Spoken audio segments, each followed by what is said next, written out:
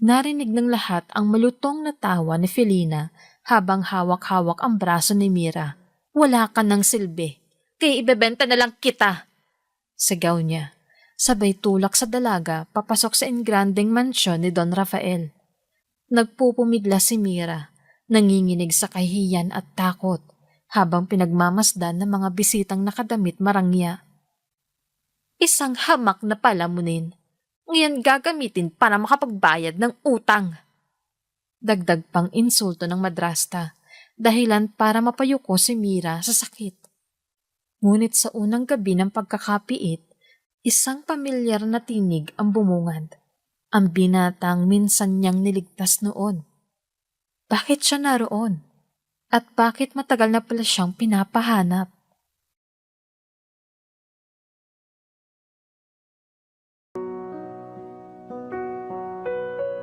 Dalaga, pinambayad ng stepmom sa milyonaryo. Sa unang gabi, bakit naroon ang binatang niligtas niya noon? Matagal na pala siyang pinapahanap dahil narinig ng lahat ang malutong na tawa ni Felina habang hawak-hawak ang braso ni Mira. "Wala ka ng silbi, kaya ibebenta na lang kita!" sigaw niya. Sabay tulak sa dalaga papasok sa engrandeng mansyon ni Don Rafael. Nagpupumigla si Mira, nanginginig sa kahihiyan at takot habang pinagmamasdan ng mga bisitang nakadamit marangya. Isang hamak na palamunin, ngayon gagamitin para makapagbayad ng utang. Dagdag pang insulto ng madrasta, dahilan para mapayuko si Mira sa sakit. Ngunit sa unang gabi ng pagkakapiit, isang pamilyar na tinig ang bumungad. Ang binatang minsan niyang niligtas noon. Bakit siya naroon? At bakit matagal na pala siyang pinapahanap? Kabanata 1. Ang sakripisyo ng dalaga. Tahimik ang maliit na bahay na tinitirhan ni Mira. Sa murang edad, sanay na siya sa gawaing bahay, paglalaba, pagluluto, at pag-aalaga sa sarili dahil bihira niyang makita ang madrastang si Felina sa loob ng bahay. Kung hindi nasa sugalan, abala ito sa pakikipag-inuman sa mga kaibigan. Si Mira naman, simple lang ang pangarap, makapagtapos ng pag-aaral at makahanap ng trabaho para kahit papano ay makaahon sa hirap. Ngunit, tila hindi iyon ang plano ng kapalaran para sa kanya. "Hoy Mira!" Malakas sa tawag ni Felina mula sa labas ng bahay. May halong yabang ang tono nito. Tipikal kapag o may nakuha siyang pera. Paglabas ni Mira, naamoy niya agad ang matapang na pabango at usok ng sigarilyo ng madrasta. "Ano po iyon, Tia Felina?" Maingat na tanong niya, bagaman naramdam na niya ang kaba. Nakangisi si Felina. Ngunit, ang mga mata nito'y matalim. "Mag-ayos ka ng sarili mo. May pupuntahan tayo ngayong gabi. Hindi ka na makakatanggi." Napakunot ang noo ni Mira. "Saan po tayo pupunta?" Hindi sumagot agad si Felina. Pagkus ay humugot ng malalim na hininga bago tumingin sa kanya mula ulo hanggang paa. "Wala ka namang silbi dito. Isang palamunin lang. Pero ngayon, may pakinabang ka na." Ramdam ni Mira ang malamig na hangin na dumaan sa kanyang batok. May kutob siyang masama. Sa halip na sagutin pa, bumalik siya sa loob para ayusin ang lumang bestidang madalas niyang gamitin para sa mga espesyal na okasyon. Hindi niya alam kung anong mangyayari, pero batid niya na delikado. Pagdating ng gabi, isinakay siya ni Felina sa isang maggarang sasakyan na tila hindi akma sa kanilang pamumuhay. May huminto sa tapat ng bahay nila. Isang itim na kotse na tila galing pa sa Maynila. May nakaupo sa loob na driver na pormal ang suot. Habang nasa biyahe, nakatingin lamang si Mira sa bintana. Mabigat ang dibdib niya, parang may nagbabadya. Samantalang si Felina ay abala sa pagkukumpol ng alahas na nakasabit sa leeg niya. pilit ipinapakita ang ganda na matagal nang natabunan ng bisyo. Pagdating sa isang engranding mansyon, halos mabingi si Mira sa tibok ng kanyang puso. Ang mga ilaw ay maliwanag, may mga mamahaling sasakyan sa garahe at halatang may okasyon sa loob. Ang mga taong pumapasok ay nakadamit marangya, mga gown, suit at kumikislap na alahas. "Dito ka na bababa," utos ni Felina habang mahigpit na hinahawakan ng braso ni Mira. "At huwag kang magpupumiglas. Kapag sinira mo ang plano ko, lagot ka sakin." "Plano? Ano pong ibig niyo sabihin?" Halos bulong na tanong ni Mira. Nanginginig ang tinig. Ngunit sa halip na sagutin, hinila siya ni Felina papasok ng mansyon. At doon, narinig ng lahat ang malutong na tawa ng madrasta. "Wala ka ng silbi, kaya ibebenta na lang kita." Malakas na sigaw nito. Napatigil ang mga bisita, naglingunan at ang ilan ay napabulong sa isa't isa. Ramdam ni Mira ang pagkasunog ng kanyang pisngi sa kahihiyan. Parang gusto niyang lamunin ng lupa. "Isang hamak na palamunin. Ngayon gagamitin ko para makapagbayad ng utang," dagdag pa ni Felina. Halos ipagsigawan sa lahat. Dahan-dahang lumapit ang isang lalaking nasa kalagitnaan ng 50 o 60 ang edad. Matikas pa rin ang tindig, nakasuot ng itim na suit at ang presensya niya ay nangingibabaw. Siya, si Don Rafael, kilalang milyonaryo sa kanilang lugar. "Mabuti naman at dinala mo na siya," malamig na sabi ng Don. Walang bahid na emosyon ang mukha. "Sa ganitong paraan, bayad na ang kalahati ng utang mo." Lalong nanlumo si Mira. Ngayon niya lang lubos na naintindihan. Ipinambayad siya ng kanyang madrasta. Parang isang gamit na maaaring ipasa para lamang makaligtas sa pagkakautang. Nagpumiglas siya. Pilit na inalis ang pagkakahawak ni Felina, ngunit mahigpit itong nakakapit. "Ayoko! Hindi ako papayag!" "Wala kang karapatan tumutol!" Sumigaw si Felina, sabay tulak sa kanya papalapit kay Don Rafael. Napayuko si Mira, nanginginig. Habang naririnig niya ang mga bulungan ng mga bisitang nakapaligid. Napakabata pa niya, sobrang ganda. Kawawa naman ang dalaga. Pero ano bang magagawa niya? Utang ang usapan. Sa kabila ng lahat, pinilit niyang lakasan ng loob. Tumingin siya kay Don Rafael. Pilit pinapakita ang tapang kahit basag na ang puso niya. "Kung akala niyo, mananatili akong tahimik, nagkakamali kayo. Hindi ako laruan para ipambayad." Sandaling natahimik ang paligid.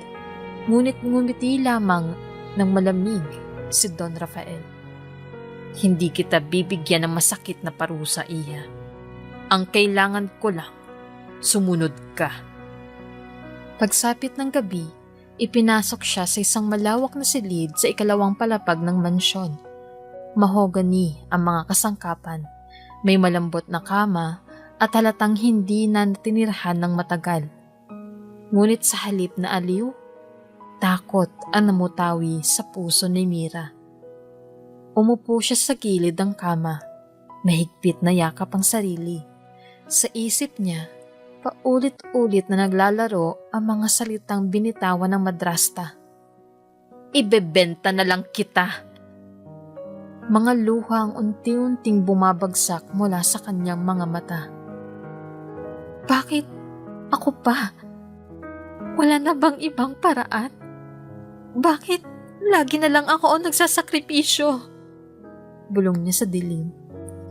Ngunit kahit ganoon, may munting apoy ng galit na sumisindi sa kanyang dibdib. Hindi niya hahayaang manatili siyang biktima. Kung ito man ang simula ng kanyang pagkakapiit, ipapakita niya na hindi siya basta-basta masisira. At doon nagsimula ang isang gabing puno ng takot, galit, at pangakong hindi siya magpapadala sa kamay ng mga taong umaabuso sa kanya. Kabanata 2. Ang misteryosong binata. Tahimik ang malawak na silid na tinutuluyan ni Mira sa mansyon. Sa kabila ng ganda ng mga kurtina, malambot na kama, at mga mamahaling kagamitan, para sa kanya ay tila ito'y kulungan. Hindi siya mapakali, parang bawat segundo, hinihigop ng kaba ang kanyang dibdib. Tumayo siya at lumapit sa bintana. Mula roon, tanaw niya ang malawak na hardin na puno ng ilaw. Mga bulaklak na pinapangalagaan at isang fountain na patuloy na umaagos. Ngunit sa likod ng kagandahan nito, dama niya ang bigat ng tanikala. Paano ako nakarating sa ganito? Mahina niyang bulong. Habang nakatingin sa hardin, may narinig siyang mga yabag mula sa hallway. Dahan-dahan siyang lumayo sa bintana at nagtago sa likod ng kurtina. Pumasok ang isang kasambahay para magdala ng pagkain, ngunit hindi siya lumapit para kunin ito. Nang makaalis ang kasambahay, saka siya naglakad palabas. Hindi niya alam kung saan pupunta. Basta gusto lang niyang makita kung may paraan para makatakas. Sa kanyang pag-iikot sa mansyon, dumaan siya sa maluwang na bulwagan kung saan may nakasabit na malaking larawan. Pamilya, mga negosyante, at ilang hindi pamilyar na muka. At doon niya ito nakita. Isang binata na nakasuot ng simpleng polo, ngunit halatang mamahalin ang tatak. Matangkad, maayos ang tindig, at may kakaibang aura ng kagalang-galang na pagkatao. Ngunit higit sa lahat, pamilyar ang kanyang muka. Napahinto si Mira. Nanlaki ang mga mata. Hindi. Posible ba? Bulong niya. Naramdaman ng binata ang kanyang titig, kaya lumingon ito. Sa mismong sandali na nagtagpo ang kanilang mga mata, parang huminto ang oras. May mga alaala mula sa nakaraan ang biglang bumalik kay Mira. Siya ba talaga yun? Bumalik sa isip niya ang isang eksena noong bata pa siya. Isang batang lalaki ang nadula sa ilog malapit sa kanilang baryo. Lahat ay natakot, lumapit, ngunit siya, kahit mahina at payat, tumalon at pilit siyang hinila palabas ng tubig. Ngayon, narito ang binatang iyon. Mas matangkad, mas gwapo, at halatang galing sa mayamang pamilya. Mira? Halos hindi makapaniwalang tanong ng binata. May kakaibang init sa kanyang tinig. Adrian, mahinang niyang sagot. Halos hindi makapaniwala ng iyon nga ang pangalan na minsan niyang narinig noon. Lumapit si Adrian. Mabagal, ngunit diretsyo. Parang baka biglang maglaho. Ikaw nga, hindi ako nagkakamali. Ikaw ang batang babae na nagligtas sa akin noon. Hindi agad nakasagot si Mira. Nanatili lamang siyang nakatingin. Pilit inaalala ang mga detalye ng nakaraan. Ngunit ang bigat ng kasulukuyan ay bumabalik sa kanyang isip. Ipinambayad siya ng madrasta. At ngayon, narito siya sa mansyon na tila kulungan. Bakit? Bakit ka nandito? Tanong niya, bakas ang gulat at pagtataka. Napangiti si Adrian. Ngunit may halong lungkot sa kanyang mga mata. Dapat ako ang magtanong niyan sa'yo. Hindi ko inakala na dito pa kita muling makikita. sandaling katahimikan ang namagitan sa kanila. Ang mga ilaw mula sa chandelier ay kumikislap. Para bang pinapatingkad ang tensyon ng muling pagkikita. Hindi natuloy ni Mira ang sasabihin. Pinilit niyang iwasan ang mga mata ni Adrian, ngunit masyado itong matalim, puno ng damdamin na hindi niya maipaliwanag. Lumapit pa si Adrian. Halos abot na niya ang kamay ni Mira. Simula nung araw na yon sa ilog, hindi ka na nawala sa isip ko. Pinahanap na kita. Matagal na. Nagulat si Mira sa kanyang narinig. Pinahanap? Bakit? Ngunit bago pa siya makasagot, dumating ang isang matandang kasambahay at marahas silang pinutol. Binibini, kailangan nyo nang bumalik sa inyong silid. Bawal kayong gumala. Mabilis na umatras si Mira, parang natauhan. Pasensya na, kailangan kong bumalik. Nakaramdam si Adrian ng pagkadismaya. Ngunit bago siya tuluyang makaalis, nagsalita ito ng marahan. Hindi ito ang huli nating pag-uusap, Mira. May mga bagay kang dapat malaman. Sa kanyang pagbabalik sa silid, mabilis ang tibok ng puso ni Mira. Hindi niya alam kung dapat siyang matakot o matuwa. Sa kabila ng lahat, hindi niya maikakaila. May kakaibang ginhawa siyang naramdaman na makita si Adrian. Ngunit may mga tanong na gumugulo sa isipan niya. Bakit siya narito? Anong kinalaman niya kay Don Rafael? At bakit parang matagal na niya akong pinapahanap? Habang nakahiga siya sa kama, ramdam niya ang init ng titig ni Adrian na kanina pa humahabol sa kanyang alaala. At sa kauna-unahang pagkakataon mula nang dalhin siya sa mansyon, nakaramdam siya ng kakaibang liwanag sa dilim ng kanyang sitwasyon. Ngunit kasabay ng liwanag na iyon, naroon din ang pangamba. Dahil kung si Adrian nga ang binatang minsan niyang niligtas, ibig sabihin, hindi na simpleng sakribisyo lang ang haharapin niya, kundi isang malalim na kwento na mag-uugnay sa kanilang dalawa. Kabanata 3, Ang Sikretong Kontrata. Kinabukasan, maagang nagising si Mira. Halos hindi siya nakatulog sa buong gabi. Iniisip ang pagkikita nila ni Adrian at ang kakaibang kilos ni Don Rafael. Nang bumaba siya mula sa silid, sinalubong siya ng malamig na titig ng isang kasambahay. Para bang isa siyang banyagang walang karapatan tumapak sa mansyon. Mamaya raw may kakausapin ka. Maikli at walang emosyon na sabi ng isang kasambahay. Hindi nagtanong pa si Mira.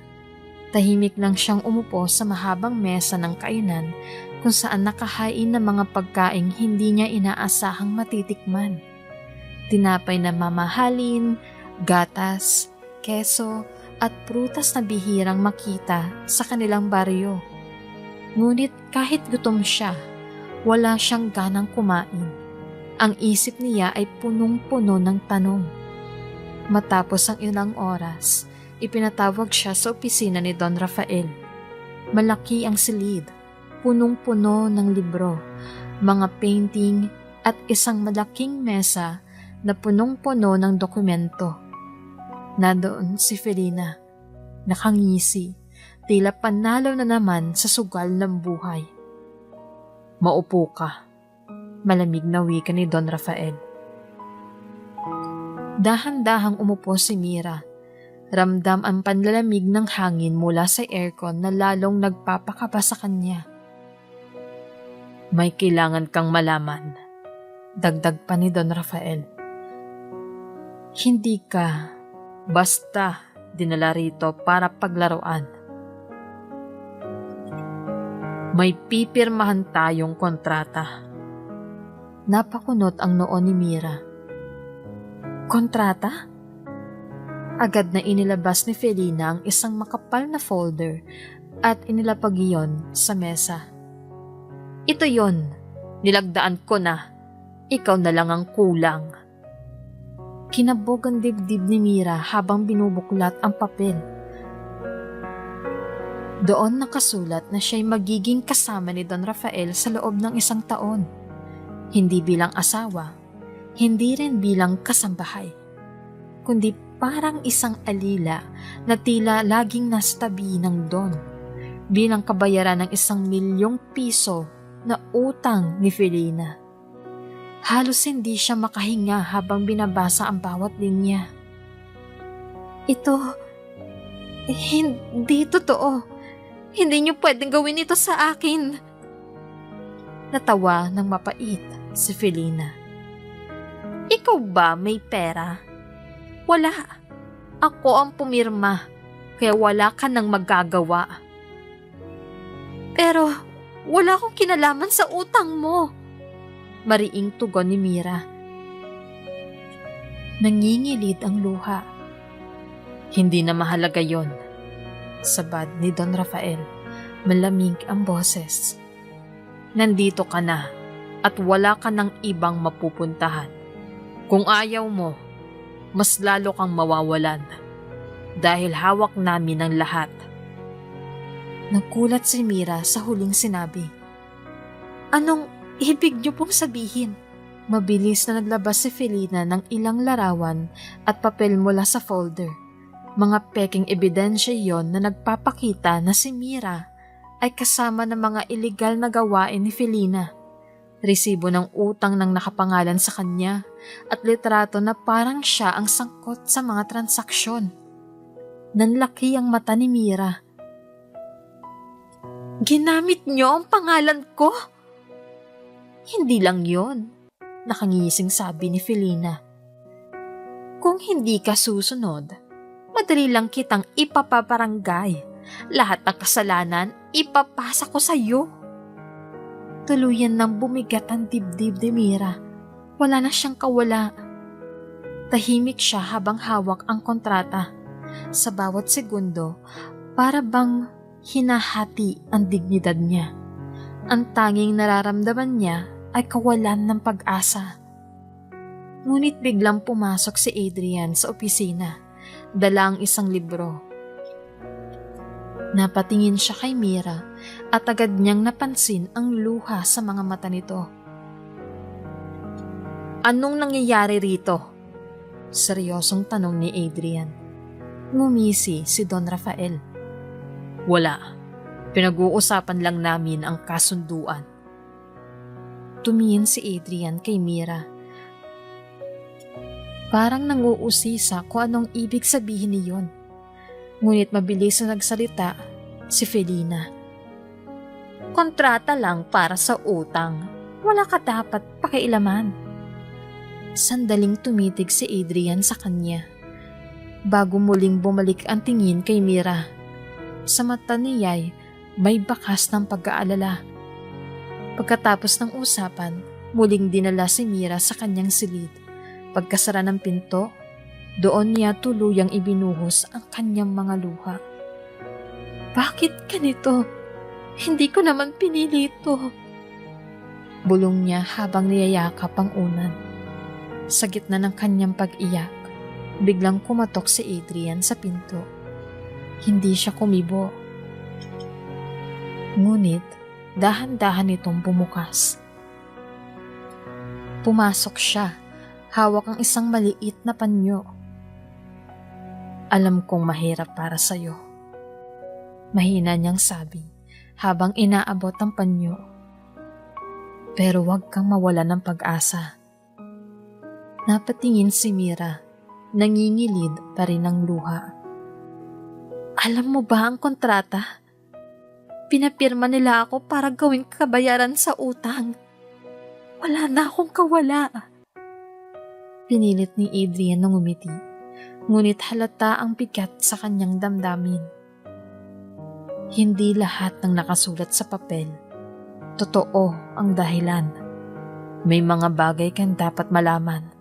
Basta magtiwala ka. Hindi agad sumagot si Mira.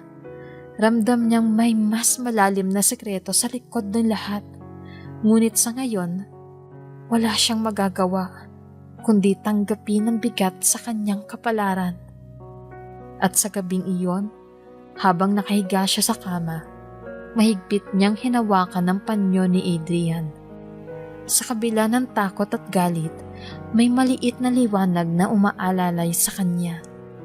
Ang presensya ng binatang minsan niyang niligtas at ngayon, tila siya naman ang handang magligtas sa kanya. Ngunit nanatili ang katotohanang hindi niya matatakasan. Sa loob ng 1 taon, siya ay alipin ng kontratang hindi niya pinili. At doon, nagsimula ang kanyang pinakamabigat na sakripisyo. Kabanata 4. Ang paghihigpit ni Don Rafael. Mabilis ang paglipas ng mga araw sa mansyon, ngunit para kay Mira, bawat minuto ay mabigat na pasanin. Hindi siya sanay sa marangyang paligid at mas lalong hindi siya sanay na tinititigan siya ng mga tao na parabang isa siyang banyagang biglang pumasok sa kanilang mundo. Si Don Rafael naman, laging preskong nakasuot ng mamahaling suit kahit nasa loob lamang ng bahay. Palaging malamig ang boses nito. At bawat utos ay walang puwang para pagtutol. Mira, tawag ng Don isang umaga habang nakaupo siya sa mahabang mesa ng kainan. Simula ngayon, hindi ka basta makakagalak kung saan mo gusto. May oras ka lang para lumabas ng silid at palaging may kasamang bantay. Nanlaki ang mata ni Mira. Pero, hindi ba sobra naman yun?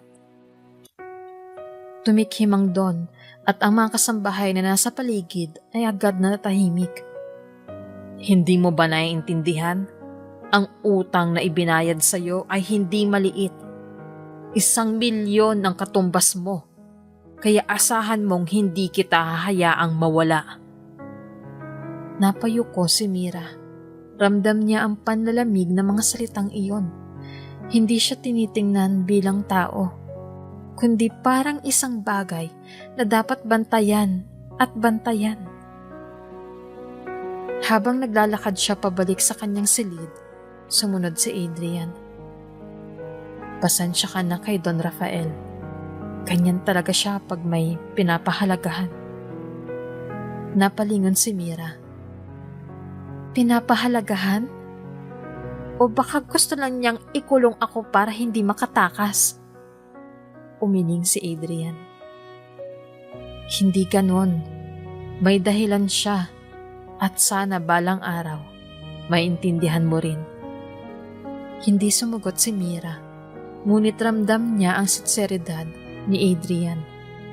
Ang mga mata nito'y laging puno ng pagkalinga sa kanya, bagay na lalong gumugulo sa kanyang isip.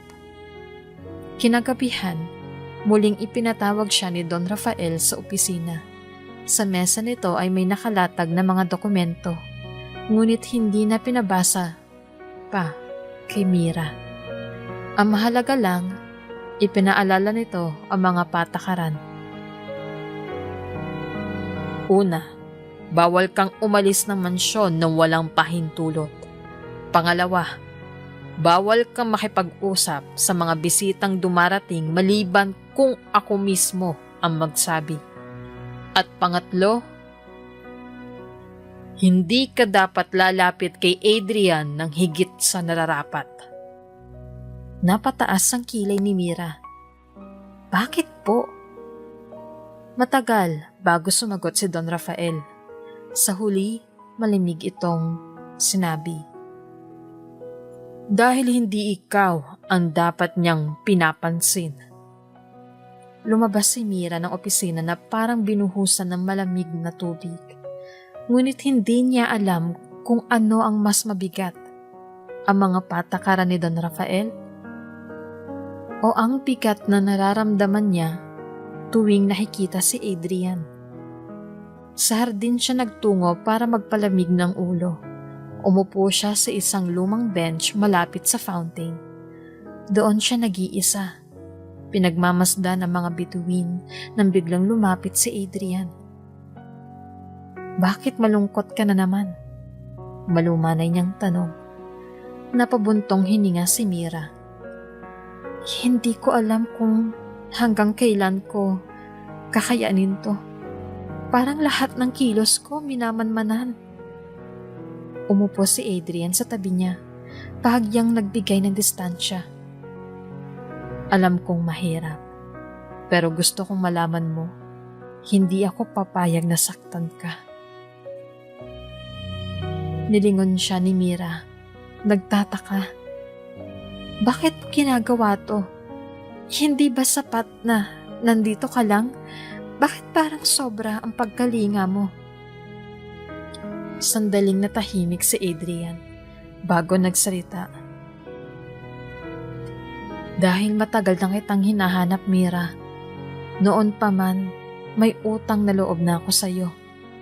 At higit pa ron, hindi na nito tinapos ang sasabihin, bagkus ay nag-iwas ng tingin." Naging palaisipan niyon kay Mira buong gabi. Kung simpleng utang na loob lang ang dahilan ni Adrian, bakit ganun kalalim ang pagkilos niya? At bakit parang laging nakatingin ito sa kanya na para bang may mas malaking lihim? Kinabukasan, habang naglalakad siya sa hallway, narinig niya ang usapan ni Don Rafael at Adrian sa loob ng opisina. Hindi sinasadya, ngunit napahinto siya at napakinggan. "Hindi ako sang-ayon sa ginagawa mo," malamig na sabi ni Don Rafael. "Wala akong pakialam kung hindi ka sang-ayon," matigas na sagot ni Adrian. "Pinilit kong hanapin siya, at ngayon nandito na siya. Hindi ko siya hayaang mawala ulit." Nanlaki ang mata ni Mira sa narinig. "Pinilit hanapin? Para sa akin?"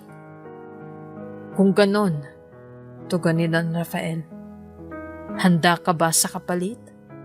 Huwag mong isipin na madaling mabuhay dala ng pangalan ko. Lalo na kung siya ang kasama mo." Tahimik si Adrian. At sa katahimikang iyon, naramdaman ni Mira na may mas malalim pang dahilan kung bakit siya dinala sa mansyon. Pagkabalik niya sa kanyang silid, hindi niya mapigilan ang sariling mag-isip. Kung totoo nga na si Adrian ang dahilan kung bakit siya natagpuan at dinala rito, ibig sabihin, hindi talaga siya si Don Rafael ang may pakana ng lahat, kundi si Adrian mismo. At kung ganon, ano ang misyon niya? Sa gabing iyon, habang nakahiga si Mira, mahigpit niyang niyakap ang sarili. Hindi niya alam kung matatakot pa siya o dapat pa siyang kumapit sa maliit na pag-asang nakikita niya kay Adrian. Isang bagay lang ang malinaw. May mga lihim na unti-unting lumalabas at ang lahat ng ito'y mag-uugat sa presensya ng binatang minsang iniligtas niya noon. Kabanata 5. Mga alaala ng pagliligtas. Tahimik ang gabi sa mansyon. Nakahiga si Mira, pero hindi makatulog. Muling bumalik sa isip niya ang huling araw. Ang mga salita ni Don Rafael, ang mga sulyap ni Adrian, at ang mga bulong-bulungan ng mga kasambahay. Habang nakatitig siya sa kisame, hindi niya napigilang alalahanin ang isang alaala mula sa kanyang pagkabata. 10 taong gulang lang si Mira noon. Ang simpleng laruan ay ang tabing ilog sa baryo. Doon siya madalas magtampisaw kasama ang isang bata. Isang araw, may batang hindi niya kilala ang napadpad doon. Maputi, maayos ang suot, halatang galing sa mayamang pamilya. Tahimik lang ito sa gilid, pero makikitang interesado sa ilog. "Bata! Delikado riyan!" Sigaw ng isang kalaro, ngunit hindi ito nakinig. Nadulas ang paa ng batang lalaki at biglang bumagsak sa tubig. Dahil malalim, agad itong lumubog at nagsisigaw. Adrian! Diyos ko! Hiyaw ng isang kasambahay na nakatanaw mula sa kalsada. Nataranta ang lahat. Walang naglakas ng loob lumapit. Pero si Mira, kahit kabado at simpleng langoy lang ang alam, tumalon ng walang pagdadalawang isip. Huwag kang bibitaw! Kumapit ka sa akin! Sigaw niya habang pilit na inaabot ang kamay ng bata. Kumapit ito, nanginginig, humahabol ng hininga. Buong lakas na itinulak ni Mira ang sarili pabalik sa mababaw na bahagi hanggang makarating nila ang gilid. Nakasalampak sila pareho sa lupa, hingal na hingal, basa ang buhok ng bata, nanginginig sa takot at may luha sa mga mata. Salamat! Salamat! Bulong nito habang nakatitig sa kanya. Napangiti si Mira kahit pawisan at hingal. Huwag ka nang matakot! Ligtas ka na! Makalipas ang ilang minuto, dumating ang mga kasambahay at mabilis na kinuha ang batang si Adrian. Bago ito isakay sa sakyan, muling lumingon ito kay Mira. Nandoon ang halong takot at paghanga. Sa murang edad, hindi na nakalimutan ni Adrian ang tapang ng batang nagligtas sa kanya. At mula noon, isang pangako ang namuo sa kanyang puso. Balang araw, hahanapin ko siya. Nagmulat ng mata si Mira. Hindi niya alam kung bakit biglang sumagi sa isip niya ang alaala ng batang iniligtas niya noon. Marahil dahil na rin ang presensya ni Adrian sa mansyon at ng paraan ng pagtingin nito sa kanya. Laging puno ng pagkalinga. Sa kabilang dako ng mansyon, nasa kanyang silid si Adrian. Nakaupo sa tabi ng bintana. Hawak niya ang isang lumang pendant na matagal niyang iniingatan mula pagkabata. Alaalang naiwan mula sa araw na iyon sa ilog. Natagpuan din kita, Mira. Bulong niya sa sarili. At ngayon nandito ka na. Hinding-hindi na kita pakakawalan. Ngunit hindi pa alam ni Mira ang lahat. Na ang batang iniligtas niya noon ay ang tagapagmana pala ni Don Rafael. At iyon, ang sikreto na magbabago ng lahat. Kabanata 6, Paninira ng Stepmom. Mas gumagaan na ang mga araw ni Mira sa mansyon. Kahit mahigpit at malamig ang mga utos ni Don Rafael, napapansin niyang hindi siya ganap na pinapabayaan. Lalo na't laging naroon si Adrian. Sa bawat oras ng pagkain, paglalakad sa hardin o kahit sa simpleng pagtulong ng mga kasambahay, palaging nariyan ang binata. Tahimik man o nakatingin mula sa malayo. Ngunit sa kabilang dako ng syudad, si Felina ay abala sa bagong plano. Hindi siya kontento na maibenta na ang kanyang stepdaughter para mabayaran ang utang. Ngayon, gusto niyang masira ng tuluyan ang pangalan ni Mira para wala na itong balikan pa. Akala ng palamunin na yun makakaahon siya sa mansyon ng Don? Gagawa ko ng paraan para palabasin na desperada siya at pera lang ang habol.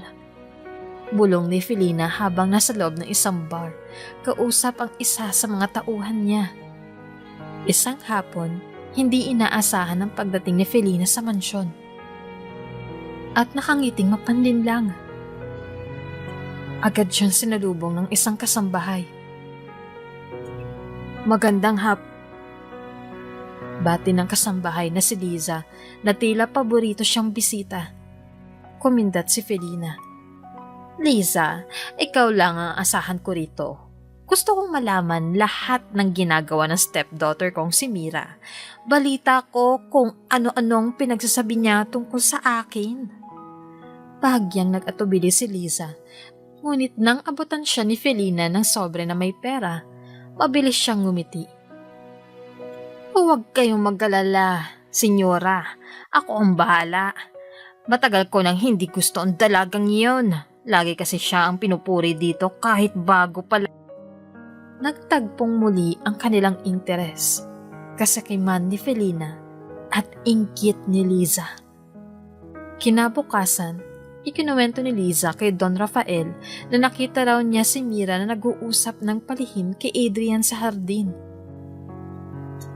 Parang sobra na po ang pagiging malapit nila, Don Rafael. Baka naman may ibang motibo. Sumbong niya habang nag-aayos ng mga bulaklak sa opisina ni Don. Umirap si Don Rafael. Hindi ko hahayaang sirain ng kahit sino ang apo ko. Bantayan mo sila at ipaalam agad sa akin. Ngumiti si Liza. Opo, Don. Habang papalayo, lihim siyang nag-text kay Feliza.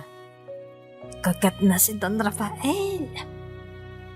Makalipas ang ilang araw, nagkunwari si Felina dumalaw para kumustahin si Mira.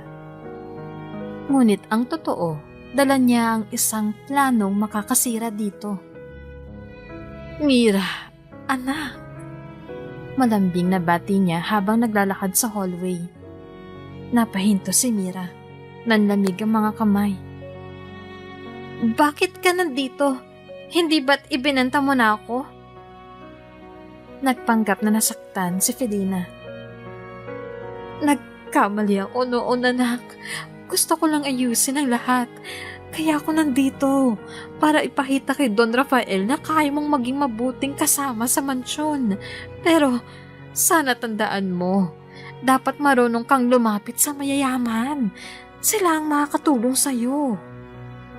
Naroon si Liza, palihim na nakikinig. Kinuha niya ang mga salitang iyon at agad na pinalabas na si Mira mismo ang nagsabi. Kumalat sa mga kasampahay ang chismis na si Mira ay pera lang ang habol kay Adrian at Don Rafael. Hindi siya bagay dito, bulong ng isa. Baka kinagamit niya lang ang awa ni Adrian. Dagdag ng isa pa. Naririnig ni Mira ang bulong-bulungan at mas lalo siyang nasaktan. Ngunit ang pinakamasakit na makarating ito mismo kay Adrian. Isang gabi, nadatna ni Mira si Adrian sa library. Tahimik itong nagbabasa, ngunit halatang malalim ang iniisip. Adrian, may problema ba? Tanong ni Mira, mahina ang tinig. Itinaas ng binata ang tingin, diretso sa kanya. May narinig akong mga bagay, Mira. Na pera lang daw ang dahilan kung bakit ka nandito? Totoo ba yun? Halos madurog ang puso ni Mira. Hindi. Hindi ko alam kung saan nanggagaling ang mga sabi-sabi na yun. Alam mo kung gaano kahirap para sa akin na mapunta dito. Hindi ko hiningi ito. Tumayo si Adrian at lumapit. Pinagmasdan niya ang mukha ni Mira at sa huli, ngumiti siya ng marahan. Naniniwala ako sa iyo, pero maging handa ka. Hindi lahat ng tao sa paligid mo, kakampi mo. Nang malaman ni Felina mula kay Liza na hindi nadala agad si Adrian sa paninira, lalo siyang nagalit. Walang iya? Akala niya makakalusot siya? Hindi pa to tapos. Lalabas din ang baho ng batang yon. Sigaw ni Felina habang binabalangkas ang susunod na plano. Sa isip niya, hindi sapat na mawasak lang ang tiwala ng mga tao kay Mira. Gusto niyang mawala ang lahat ng connection nito kay Adrian at kay Don Rafael. Kinagabihan, humiga si Mira na may bigat sa dibdib. Hindi niya alam kung hanggang kailan niya kakayanin ang lahat ng paninira ng madrasta. Ngunit sa kabila ng lahat, isang bagay ang malinaw. Hindi siya susuko. Hindi ko hahayaang sirain niya ang pagkatao ko. Lalo na ngayon, na unti-unti kong nakikita kung gaano kahalaga si Adrian sa buhay ko. Bulong niya habang pinagmamasdan ang buwan sa bintana.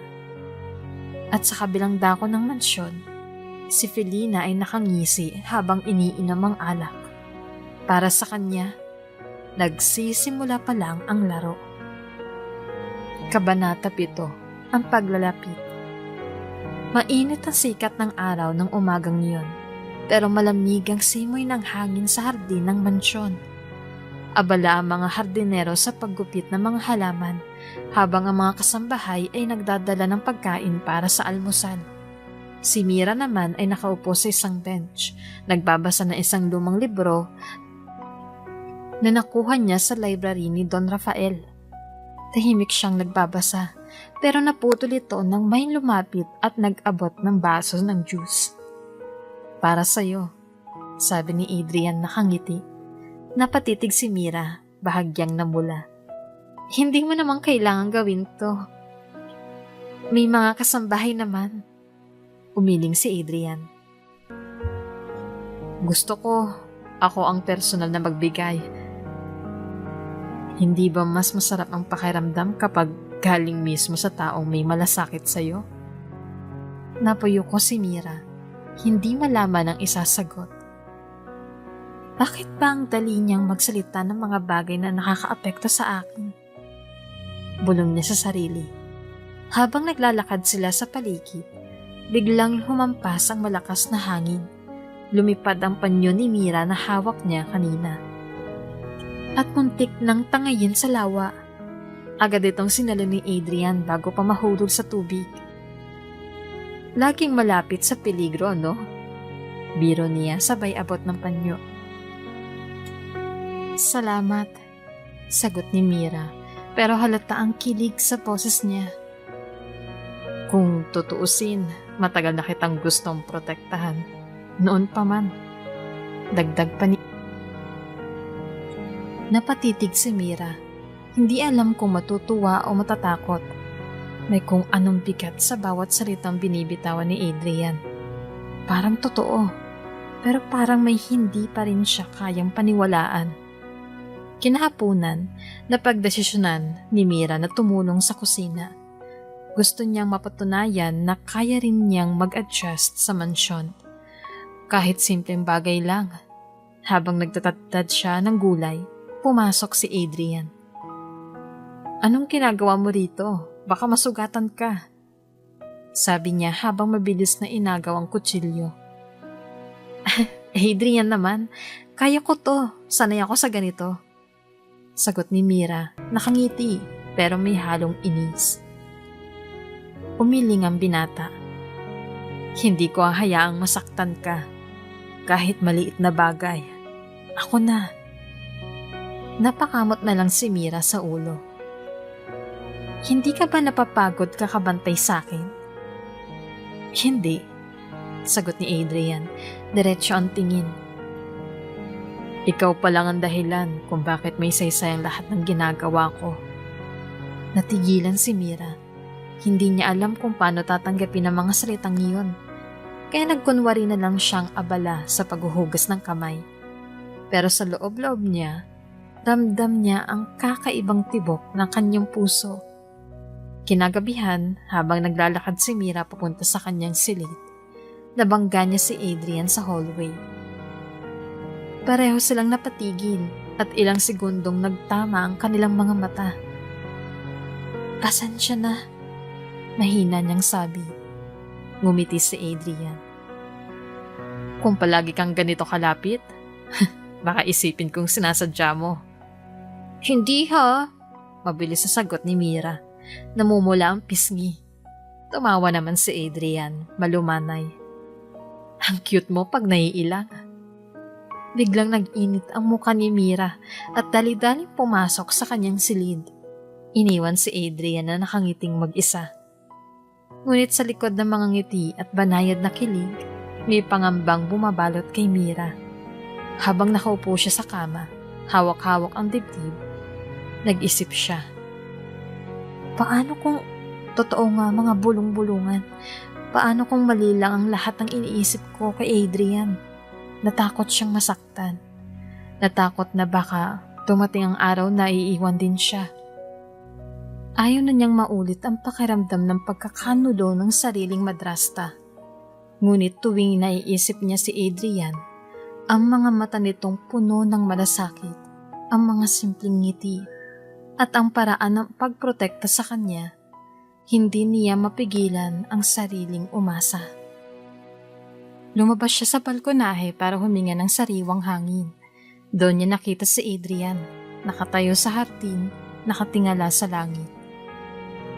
"Mira," tawag nito para mapansin siya. "Hindi mo kailangang matakot. Kahit anong mangyari, lagi akong nandito."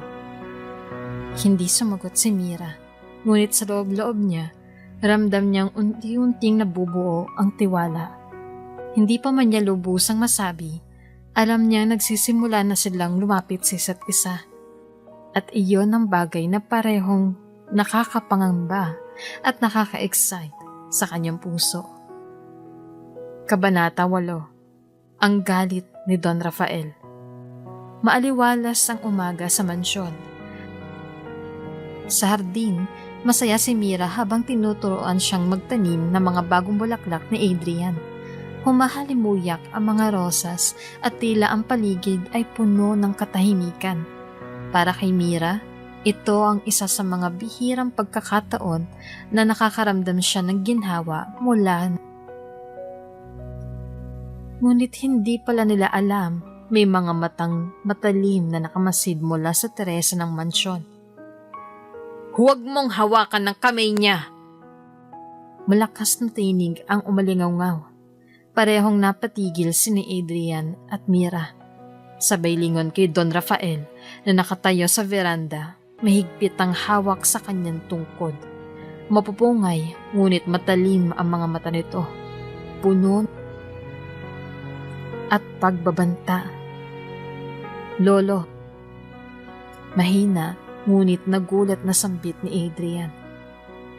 "Don Rafael." Bulong ni Mira. Agad na binawi ang kamay na nakahawak sa mga gamit ng pagtatanim. Dahan-dahang bumaba si Don Rafael. Bigpit ang bigat ng kanyang otoridad. Sa bawat yabag nito ay nagdadala ng kaba kay Mira. "Akala ko ba malinaw ang kasunduan?" Malamig na tanong ni Don Rafael. "Dinala ka rito hindi para gawing laruan ng aking apo." "Don Rafael, hindi po ganun." Nagmamadaling paliwanag ni Mira. Nanginginig ang boses.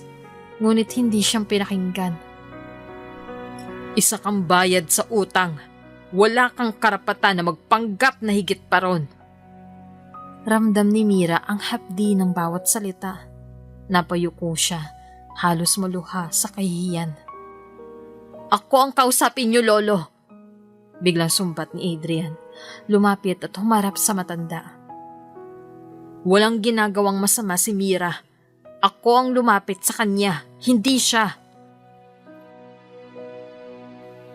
Lalong nag-apoy ang galit ni Don Rafael. "At bakit ka lumalapit sa kanya, Adrian? Hindi ba't malinaw na hindi mo siya pwedeng mahalin?" Tumahimik ang paligid. Pati ang mga kasambahay na dumadaan ay huminto, natakot makisali. Mahigpit ang pagkakakuyom ni Don Rafael sa kanyang tungkod. Humingi siya ng malalim bago naglabas ng isang tinig na parang matagal nang kinikimkim. "Hindi kita tunay na apo, Adrian." Parang gumuha ang mundo ni Mira sa narinig. Napatingin siya kay Adrian at kita niya ang pamumutla nito. Ano pong ibig niyong sabihin?" Halos papulong na tanong ni Adrian. "Ipinangako ko sa mga magulang mong pumanaw na aalagaan kita. Pinili kitang maging tagapagmana dahil wala akong ibang may iwan ng yaman ko. Ngunit tandaan mo, hindi kita pinalaki para sumunod sa bugso ng damdamin mo." Tahimik ang lahat. Tanging ihip ng hangin na ang naririnig sa pagitan ng bigat na mga salita ni Don Rafael. "Kung ganun, hindi ninyo ako tunay na apo," mariing ulit ni Adrian. Mahigpit ang pagkakakuyom ng kamao. "Hindi," matigas sa sagot ni Don Rafael. "Isa kang ampon na pinalaki ko bilang sarili kong dugo. Pero hindi ibig sabihin nun ay maaari mong suwayin ang mga desisyong ginawa ko para sa pamilya." Mahalaga pa rin ako sa iyo, Lolo. Alam kong ganun. Sagot ni Adrian, ngunit pilit pinatatag. At dahil mahalaga ka sa akin, hindi ko kayang baliwalain ang nararamdaman mo. Ngunit hindi ko rin kayang saktan si Mira. Nagulat si Mira sa diretsahang pag-amin. Hindi niya alam kung matutuwa o lalong matatakot. Adrian, singhal ni Don Rafael. Oops! May break muna. Gusto mo bang ma-shoutout dito sa channel ni Ate Jane? Mag-comment lang ng lesson you learned from the latest story uploaded. Dahil pipili kami ng isang best comment of the day para i-shoutout sa susunod na upload. Kaya huwag kalimutang mag-iwan ng lesson you learned after you watch this video. Maraming salamat! Hindi mo alam kung anong mundo ang pinapasok mo. Ang mga tulad niya, isang utang na ibinayad dito. Hindi ka bagay sa kanya. Mali kayo, Lolo. Mariing tugon ni Adrian. Dahil kung hindi siya bagay sa akin, bakit hanggang ngayon, siya ang laman ng isip ko. Siya ang dahilan kung bakit hindi ko tinanggap ang lahat ng pagsubok ninyo. Tumigil ka! Galit na sigaw ni Don Rafael, sabay hampas ng tungkod sa lupa. Umalingaw-ngaw ang tunog sa hardin, ikinagulat ng lahat. Hindi alam ni Mira kung saan lulugar. Ramdam niya ang tensyon sa pagitan ng dalawa. Gusto niya magsalita, pero natatakot siyang lalo nang lumala ang sitwasyon. Don Rafael, mahinang wika niya, halos nagmamakaawa. Kung kasalanan ko pong nandito ako, handa akong umalis. Ayoko pong maging dahilan ng gulo niyo. Biglang lumapit si Adrian at hinawakan ng kamay niya. Hindi ka aalis. Hindi ikaw ang problema rito, Mira. Ako ang pipili kung ano ang mahalaga sa akin. Napatitig si Mira kay Adrian at doon niya nakita ang paninindigan sa mga mata nito. Muli silang hinarap ni Don Rafael. Mariin ang tingin. Hindi pa tapos ang usapan natin. Tandaan mo, Adrian, wala kang karapatang sumira sa mga plano ko. Kung ipipilit mo, ikaw mismo ang mawawalan ng lahat. Matapos iyon, iniwan sila ng matanda. Mabigat ang bawat hakbang papasok ng mansyon. Naiwan sina Mira at Adrian sa hardin. Parehong tahimik. Parehong iniisip ang bigat ng revelasyon. Para kay Mira, isa itong panibagong gulo na hindi kung paano haharapin. Para kay Adrian, ito ang simula ng mas matinding laban. Hindi lang para kay Mira, kundi para rin sa sarili niyang pananiniwalaan. Kabanata Siyam, Pagbunyag ng Katotohanan. Nakatanaw si Mira sa malaking bintana ng kanyang silid. Madilim ang labas ngunit mas madilim ang nararamdaman niya sa loob. Hawak niya ang kopya ng kontrata, ang dokumentong nagpapatunay na ibinenta siya ng sariling madrasta sa mansyon na ito. At sa sulok ng papel, nakalagay ang pirma ni Don Rafael. At ang pangalan ni Adrian. Nanginginig ang kamay niya. Adrian, bakit pati pangalan mo nandito? Bulong niya sa sarili habang dumadaloy ang luha sa kanyang pisngi. Bumukas ang pinto. Nakatayo si Adrian, dala ang malamlam na tingin. Mira, kailangan nating mag-usap. Mabilis na itinago ni Mira ang papel, ngunit hindi niya napigilang umiyak. Ngayon ka lang lumapit? Matapos kong malaman ang lahat? Umangat ang kilay ni Adrian. Halatang nag-aalala. Anong nalaman mo? Kinuha ni Mira ang papel at binato ito sa harap niya. Ito, ang kontrata na may pangalan mo, Adrian. Anong ibig sabihin nito? Kasama ka ba sa lahat ng to? Ikaw ba ang nakipagkasundo kay Felina para dalhin ako rito? Parang tinusok si Adrian ng libo-libong karayom sa mga salitang iyon.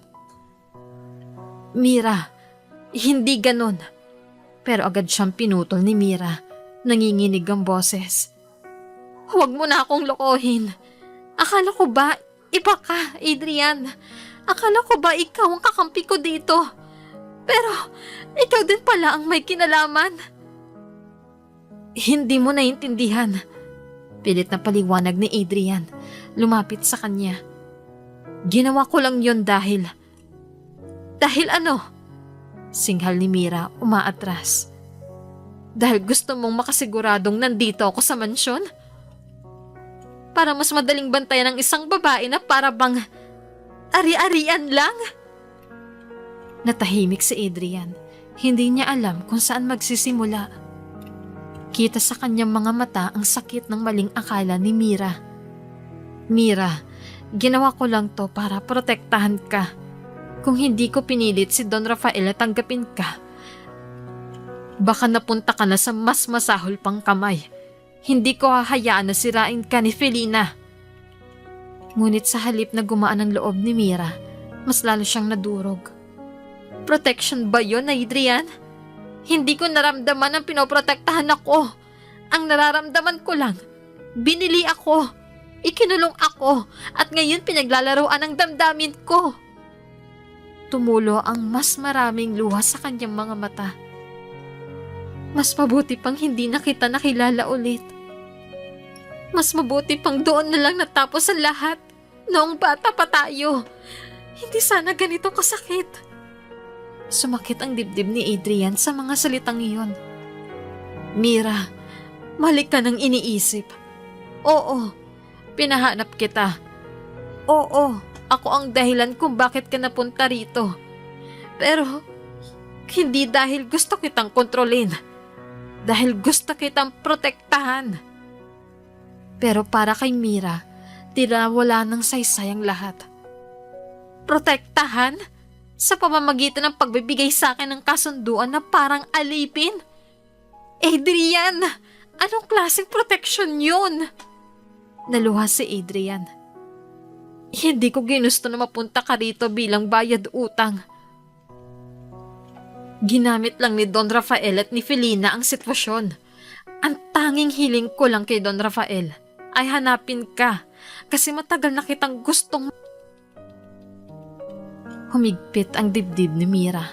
Ang daming tanong, ang daming sakit, at kahit pilit niyang intindihin, mas nangingibabaw ang pakiramdam na niloko siya. Hindi ko na alam kung alin ang totoo, bulong ni Mira habang tumutulo ang luha. Ang alam ko lang, Adrian, nasasaktan ako at ikaw ang dahilan. Tinalikuran niya ito. Naiwan si Adrian na nakatingin, puno ng panghihinayang. Kabanata 10. Pagsubok sa pag-ibig. Kinabukasan, hindi lumabas ng silid si Mira. Halos buong araw nakahiga lang siya, umiiyak, paulit-ulit na iniisip ang mga pangyayari kagabi. Ang bawat alaala ng kabaitan ni Adrian ay natatakpan ng bigat ng kasinungalingan at kontratang nahita niya. Hanggang sa hindi niya namalayan, pumasok si Adrian sa silid. Bitbit nito ang determinasyon na ayusin ang lahat. Mira, kailangan nating mag-usap, mariing sabi ni Adrian. Tumayo si Mira, pulang-pula ang mga mata. Wala na tayong dapat pag-usapan. Alam ko na ang lahat. Niloko mo ko, Adrian. Pinaglaruan mo ang tiwala ko. Hindi, Mira! Sigaw niya, puno ng desperasyon. Hindi ako kailanman naglaro sa damdamin mo. Lahat ng ginawa ko dahil mahal kita. Ngunit umiling lang si Mira, humahagulhol. Mahal? Kung mahal mo talaga ako, sana simula pa lang sinabi mo na ang totoo. Sana hindi mo ako pinilit ilagay sa sitwasyon na para akong binili ng pera ng ibang tao. Nagkaharap. Parehong sugatan ng puso. Si Mira, puro akusasyon. Ikaw din pala ang may kagagawan kung bakit ako nandito. Walang pinagkaiba sa madrasta kung ginamit ako para makaligtas siya. Si Adrian pilit na nagpapaliwanag. Hindi ko ginusto. Ginawa ko to para makalapit ako sa'yo. Para maipakita ko sa'yo na hindi kita kinalimutan. Ngunit sa bawat salita niya, mas lalo lang lumalayo ang damdamin ni Mira.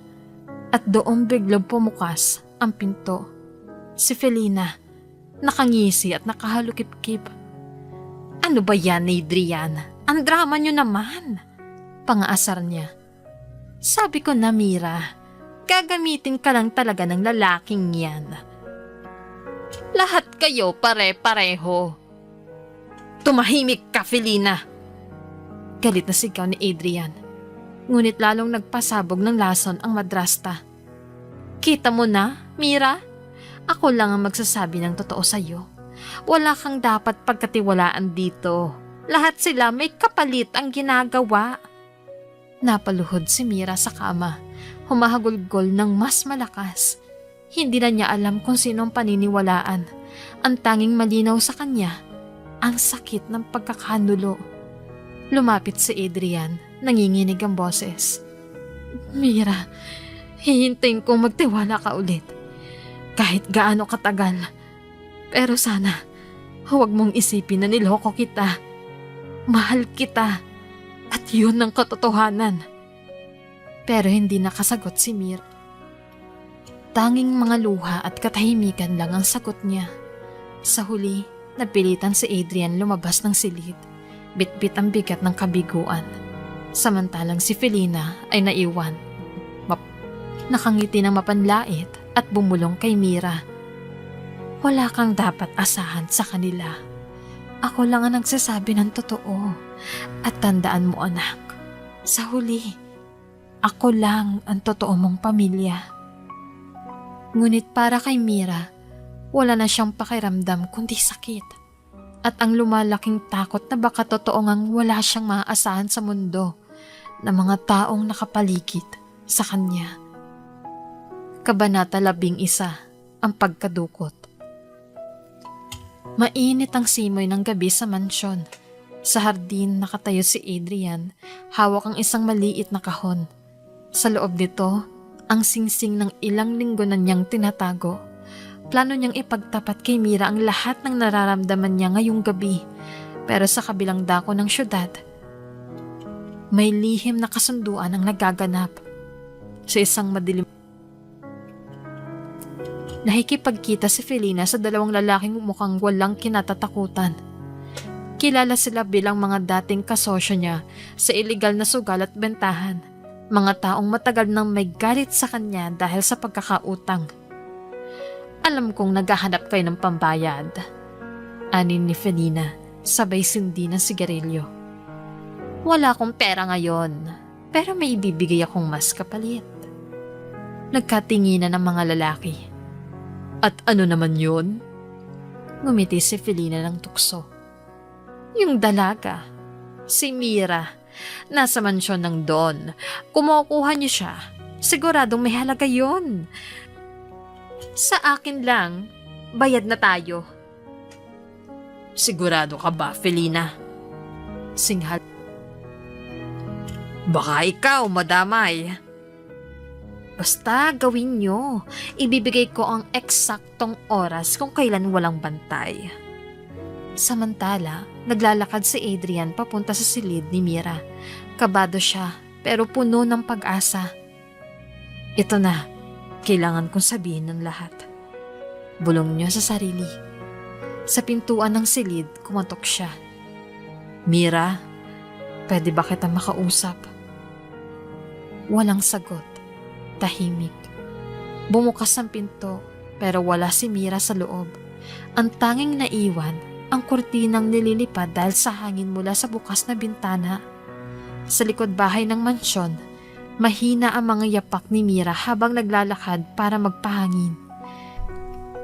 Hindi niya alam na sa madilim na sulok, may 3 lalaking nakamaskara ang nag-aabang. Ngayon na! Sigaw ng isa. Mabilis siyang sinunggaban, tinakpan ng bibig. ang kanyang mga kamay. Nagpumiglas siya pero mas malakas ang mga lalaki. Bitawan niyo ako! Sigaw niya. Pilit kumakawala. Ngunit bago pa siya makasigaw ng malakas, sinilid na siya sa loob ng isang itim na van na nakaabang. Sa mismong oras na yon, tumakbo palabas si Adrian. Hawak pa ang kahon ng singsing. Nakarinig siya ng ingay mula sa likod ng bahay. At doon, nakita niya ang van na mabilis na umalis. Mira!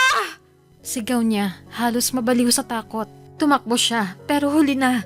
Nakita niya ang scarf ni Mira na naiwan sa damuhan. Pilit niyang dinampot at niyakap. Halos mabaliw si Adrian. Hindi ko siya pwede mawala. Hindi ngayon. Hindi kailanman.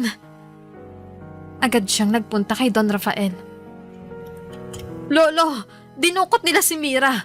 Kailangan ko siyang iligtas. Nanlaki ang mga mata ni Don Rafael. Agad nag-utos sa kanyang mga tauhan. Hanapin niyo siya agad. Gumamit kayo ng lahat ng koneksyon natin.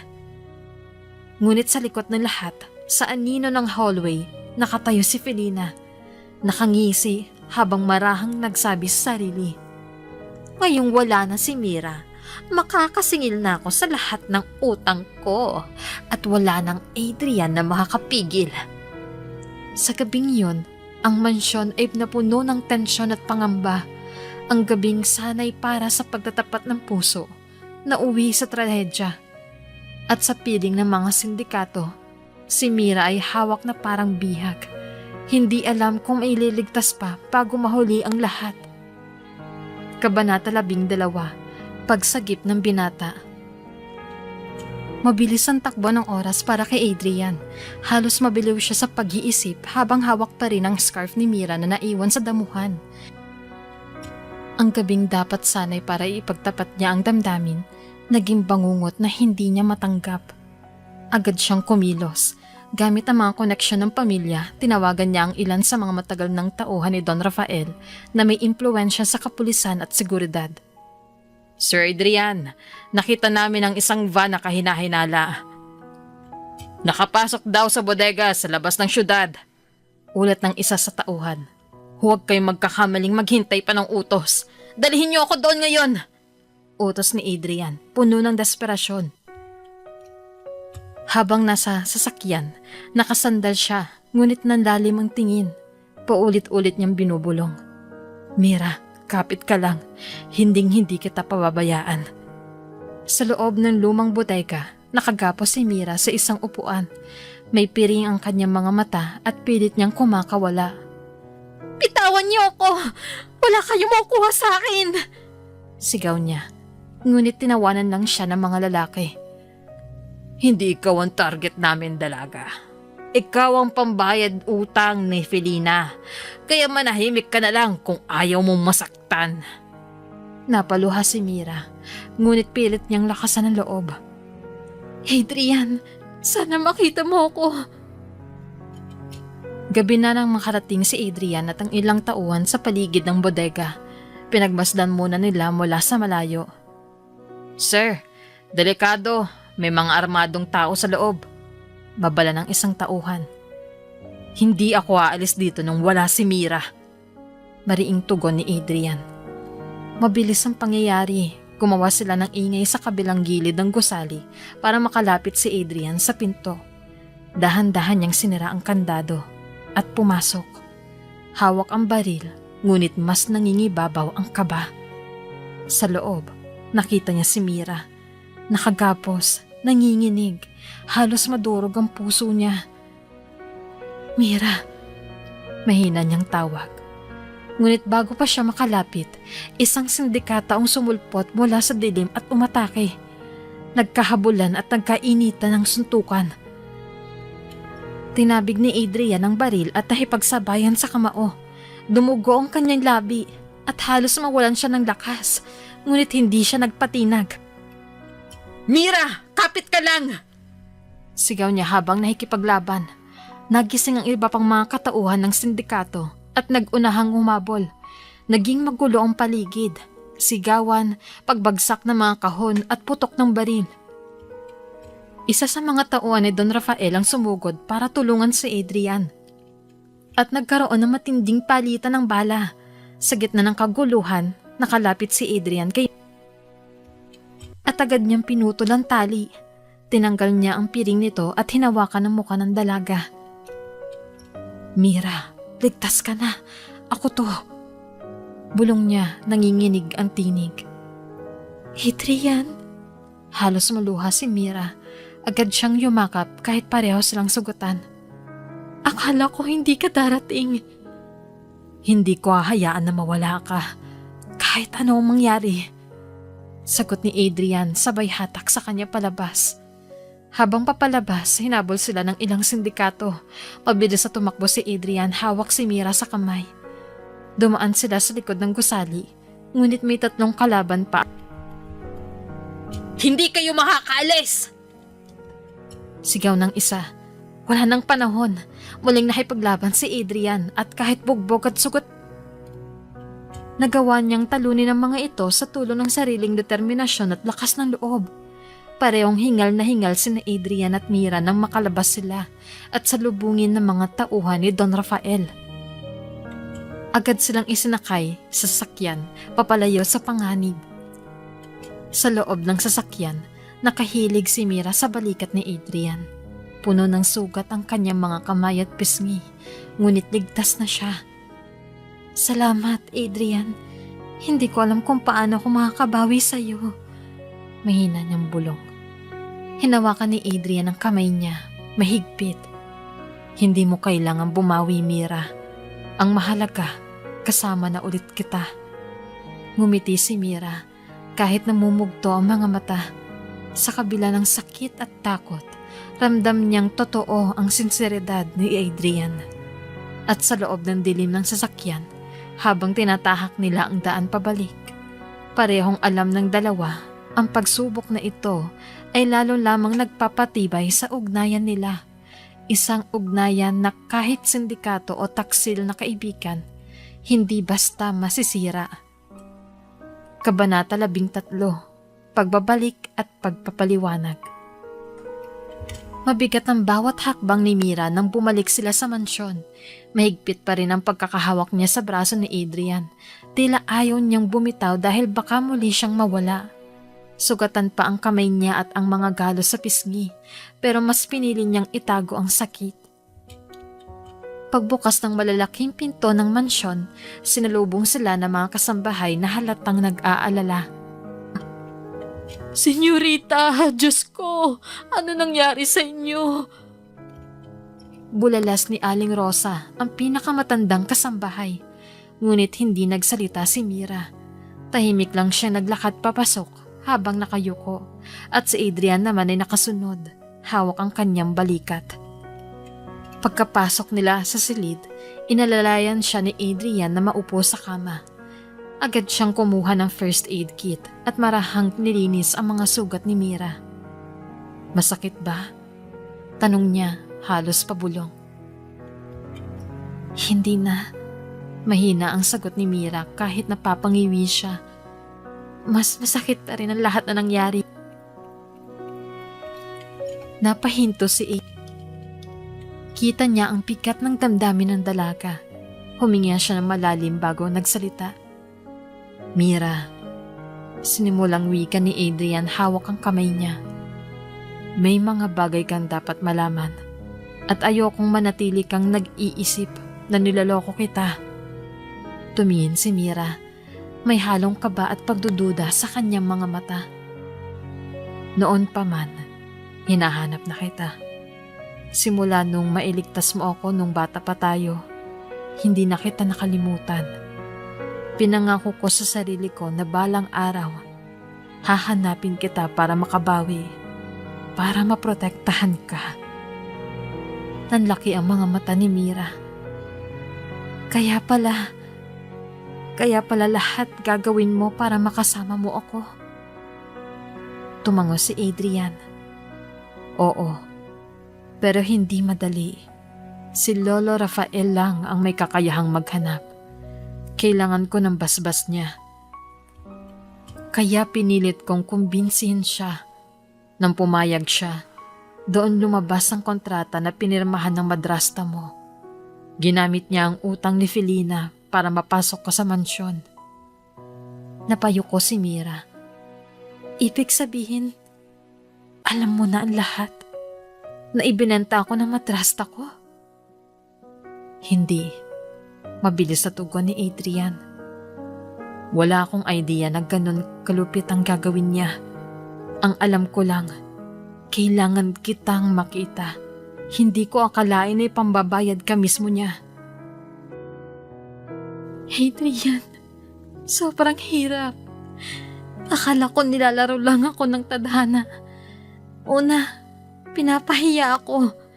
Pinapagamit ako para sa utang. Tapos bigla ka namang lumitaw. At lahat ng akala ko, pawang kasinungalingan. Hinawakan ni Adrian na magkabilang pisngi niya. Marahan. Mira, hinding-hindi ko nilaro ang puso mo. Ang lahat ng ginawa ko, ang pagpunta rito, ang pakikipag-away sa lolo ko, ang pagsugal ng buhay ko para sagipin ka. Lahat yun dahil mahal kita. Natigilan si Mira, tahimik. Ang puso niya'y kumakabog ng mabilis. Adrian! Lumapit si Adrian at marahang niyakap si Mira. Sa una, nanatiling matigas ang katawan niya. Pero unti-unti itong lumambot. Nakaramdam siya ng init at seguridad na matagal na niyang hinahanap. Hindi kita kayang bitawan, Mira. Hindi ko rin nahayaang masaktan ka ulit. Bulong ni Adrian. Niyakap niya ito pabalik, humahagulgol na. Ayoko na ng takot, Adrian. Ayoko na ng sakit. Pero paano kung bumalik sila? Paano kung saktan nila ulit ako? Ito ang tatandaan mo. Sagot ni Adrian, mahigpit ang yakap. Habang buhay ako, habang kaya kong lumaban, hindi ka nila mahahawakan ulit. Kinabukasan, nakaupo si Mira sa veranda ng mansyon. Pinagmamasdan ang paglubog. Huminga siya ng malalim, ramdam ang malamig na simoy ng hangin. Lumapit si Adrian, dala ang mainit na tsaa. Tahimik siyang umupo sa tabi nito. Salamat, Adrian. Wika ni Mira. Tumingin sa kanya. Kung hindi dahil sa'yo, baka wala na ako ngayon. Walang anuman. Tugon ni Adrian, ngumiti.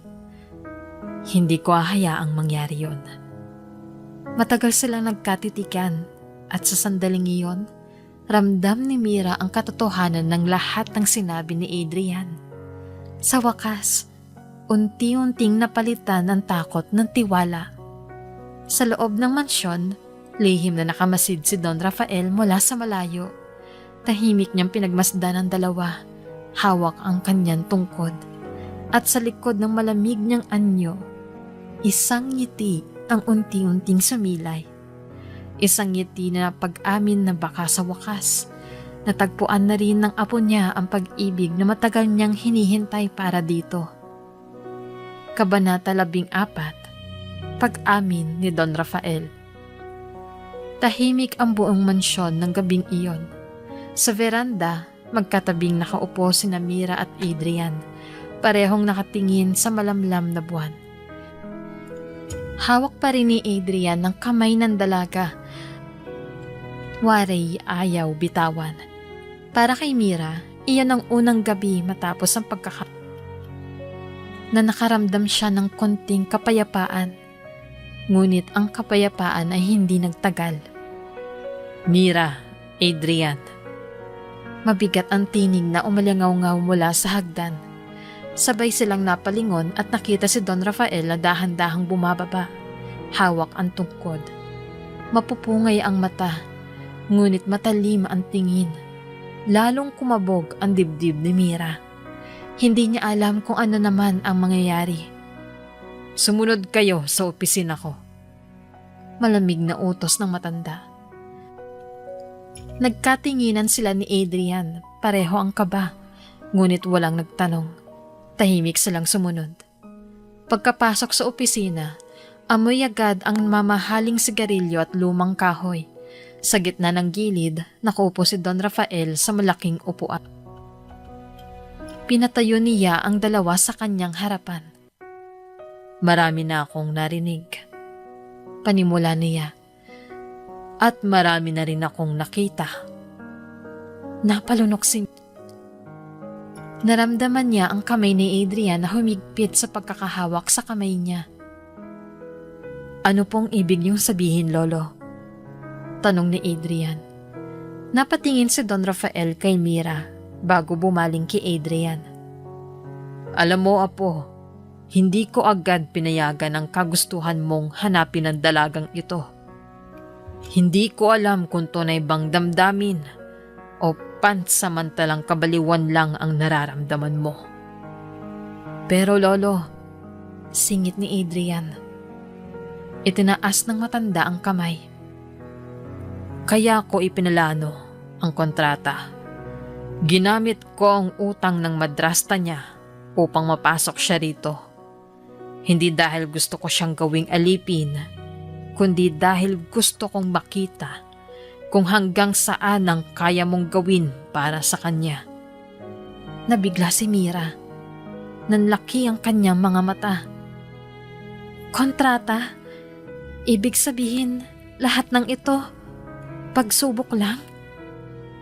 Tumango si Don Rafael. Oo, at nakita ko na ang sagot. Lumaban ka, Adrian. Sinugal mo ang buhay mo, hindi para sa yaman, hindi para sa kapritsyo, kundi dahil sa dalagang ito. Hindi nakasagot si Adrian. Nanlumo at napayuko. Si Mira naman, gulong-gulo ang isipan. Pero ramdam niyang may katotohanan ang mga salita ng matanda. Nagpatuloy si Don Rafael, mas malumanay na ang tinig. Ngunit tandaan niyo, ang mundong ginagalawan ko ay hindi simpleng daigdig. Maraming mata ang nakatingin sa akin. Maraming kamay ang gustong umagaw ng yaman ko. At ngayong alam ng lahat na espesyal ka, Mira. Tiyak na pati ikaw ay madadamay. Napalunok si Mira, tila na ng lamig. Ibig niyo pong sabihin, hindi pa tapos ang panganib? Tama ka, sagot ng Don, diretsyong tumingin sa kanya. Hindi pa tapos. Ang nakalaban natin, ang mga sindikato, ang kasakiman ng madrasta mo. Yan pa lang ang simula. At kung hindi kayo matututo, mauubos kayo. Ngunit sa kabila ng babala, lumambot ang mukha ni Don Rafael. Ngunit, isa rin ang napatunayan ko. Ikaw, Mira. Nagulat si Mira. Ako po? Oo, sagot ng matanda. Hindi ka materyosa. Hindi ka kagaya ng ipinarata ng iyong madrasta. Hindi ka rin duwag. Pinakita mong kaya mong lumaban kahit wala kang kayamanan. At dahil doon, nakikita kong karapat-dapat ka sa apo ko. Napaluha si Mira, hindi makapaniwala sa narinig.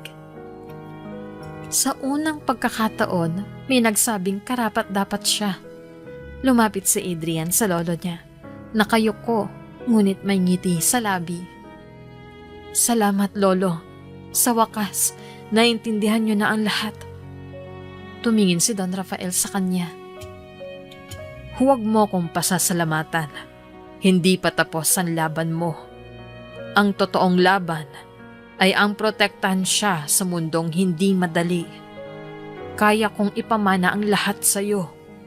Pero kaya mo bang isugal ang lahat ng yon para sa kanya? Mariing tumango si Adrian. Kaya ko, Lolo, at gagawin ko. Tumayo si Don Rafael, dahan-dahan, hawak ang tungkod. Nilapitan niya si Mira at marahang humawak sa balikat nito. Anak, Malugot kitang tinatanggap. Ngunit tandaan mo, huwag kang basta-basta magtitiwala. Ang yaman ay parang apoy. Kung hindi mo kayang hawakan, ikaw ay masusunog. Hindi alam ni Mira kung ano ang isasagot. Tumangon na lang siya habang pinupunasan ng lahi sa kanyang pisngi. Lumabas sila ni Adrian mula sa opisina. Tahimik sila habang naglalakad sa pasilyo, ngunit ramdam ang bigat na mga salitang iniwan ni Don Rafael. Pagdating sa veranda, huminga ng malalim si Adrian. Mira, ano man ang mangyari, hindi kita iiwan. Kahit gaano kahirap, kakayanin natin. Tumingin si Mira sa kanya, mahigpit ang kapit sa kanyang kamay. Basta kasama kita, Adrian. Kahit saan, kakayanin ko rin. At sa gabing iyon, sa kabila ng babalang dala ni Don Rafael, unti-unting nagniningning ang pag-asa sa puso ng dalawa. Isang pangakong hindi nila bibitawan, gaano man kabigat ang mga pagsubok na darating. Kabanata 15, Pag-atake ng kalaban. Tahimik ang gabi sa mansyon. Ang mga ilaw sa labas ay tila kumikislap lang at ang mga kasambahay ay nagsimula ng magpahinga matapos ang mahabang araw. Nasa veranda si Mira. Hawak ang isang tasa ng tsaa. Sinusubukang aliwin ang sarili sa malamig na simoy ng hangin. Lumapit si Adrian, dala ang balabal. Huwag kang magtagal dyan sa labas, baka lamigin ka. Ngumiti si Mira at inabot ang balabal. Salamat. Alam mo, minsan iniisip ko, baka hindi ko deserve ang lahat ng to. Ang kapayapaan, yung proteksyon. Deserve mo, putol ni Adrian, mariin. At gagawin ko ang lahat para manatili yun. Hindi nila alam, sa dilim ng kakahuyan malapit sa mansyon, may mga matang nakamasid. Sa isang madilim na van, nakatambay ang ilang armadong lalaki. Sa gitna nila, nakaupo si Felina. Nakangisi habang hawak ang mamahaling bag na tila bagong bili. Siguraduhin nyo na ngayong gabi matatapos ang lahat. Wika niya, malamig ang boses. Babae, sigurado ka ba rito? Tanong ng leader ng sindikato. Kung mawawala ang dalagang yon, wala ka na ring mapapakinabangan. Hindi ko kailangan ng pagmamahal niya, sagot ni Felina halos pasigaw. Ang gusto ko lang, mawala siya sa landas ko at kayong mga sindikato, mababayaran ko. Basta gawin niyo lang ang trabaho. Nagkatinginan ng mga saka sabay-sabay tumango. Makalipas ang ilang minuto, tahimik na lumusot ang ilang armadong lalaki sa bakod ng mansyon. Binuksan nila ang mga ilaw ng flashlight at maingat ang gumalaw. Ngunit bago pa man sila makalapit sa veranda, napansin ng mga bantay ang kakaibang ingay. May mga tao sa likod! Sigaw ng isang gwardya. Agad na nagkaroon ng putukan. Adrian! Sigaw ni Mira. Nagulat at napayakap sa kanya. Mira, pasok ka sa loob! Utos ng binata, sabay hawak sa kamay ng dalaga at itinulak papasok. Ngunit bago pa sila makalayo, sumulpot ang tatlong lalaki. Hawak ang baril. Nagkaroon ng gulo sa mismong sala ng mansyon. Nababasag ang mga vase, nahuhulog ang mga kurtina at nagsisigawan ng mga kasambahay. Tumakbo ang ilan upang magtago, habang ang iba naman ay tinulungan. Hanapin si Mira! Sigaw ng leader ng sindikato, hawak ang itak. Napasigaw si Adrian. Hindi niyo siya makukuha. Sabay bugso ng galit at pagsukot. Nakipaglaban siya gamit ang sariling lakas. Tinamaan ng isa sa mga lalaki at nabitawan ng baril ko. Si Mira naman ay itinago sa likod ng malaking cabinet ni Aling Rosa, nanginginig sa takot habang pinagmamasdan ng kaguluhan. Sa gitna ng kaguluhan, pumasok si Felina. Nakataas ang Mira! Sigaw niya tila nagtatagumpay. Wala ka nang ligtas. Sa wakas, matatapos na rin ang lahat ng sakit ng ulo. Felina! Galit na Ikaw pala ang nasa likod nito. Tawa lang ang isinagot ng babae. Oo, ako. At ngayong gabi, mawawala na ang palamunin mong iniingatan. Nagpupumigla si Mira mula sa... Madrasta! Wala ka talagang puso! Hindi ko kailanman naging ina sa'yo. Malamig na sagot ni Felina. Nagpatuloy ang laban.